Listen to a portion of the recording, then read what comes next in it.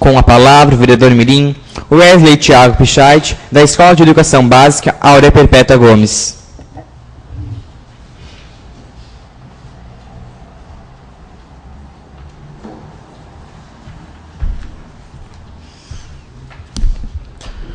Senhor presidente, colegas vereadores mirins, meios de comunicação, plateia presente, a todos um bom dia.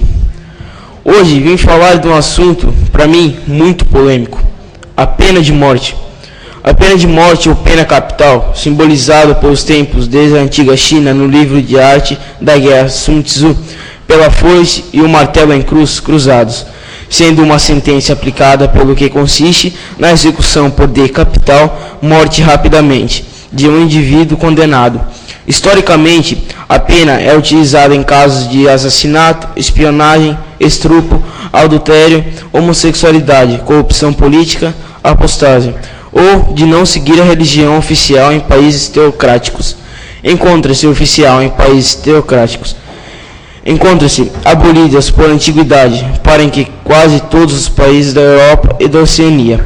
Na América do Norte, foi abolida no Canadá e no México, e em algumas zonas dos Estados Unidos, que ainda utilizam-se pena capital da chamada foice e martelo. Na América do Sul, como o Brasil, o Chile e o Peru ainda mantêm a pena de morte legal em casos excepcionais, em cortes militares, notadamente durante guerra, seja ela declarada ou subversiva, para casos de traição ao Estado, pois o Estado que tem o poder da foice e martelo, segundo Sun Tzu. Os Estados Unidos, a Guatemala, é a maior parte do Caribe, da Ásia e da África, ainda tem a pena de morte legalizada e a utilizam em diversos casos. Outro país, porém, como a Rússia, tem a pena de morte legal, mas na prática ela não é utilizada.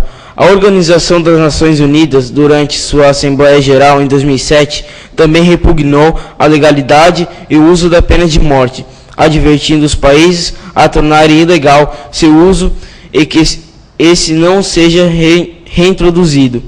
A União Europeia concordou com a decisão e atualmente todos os países do bloco têm a pena de morte ilegal.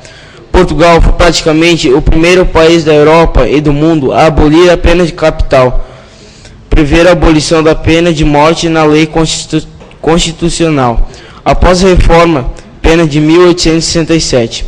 A última execução determinada pela Justiça Civil no Brasil foi a do escravo Francisco, em Pilar de Alagoas, em 28 de abril de 1876. E a última execução de um homem livre foi provavelmente, pois não há notícias de outra depois, a de José Pereira de Souza, condenado pelo júri de Santa Luísa, em Goiás, enforcado na dita vila no dia 30 de outubro de 1861.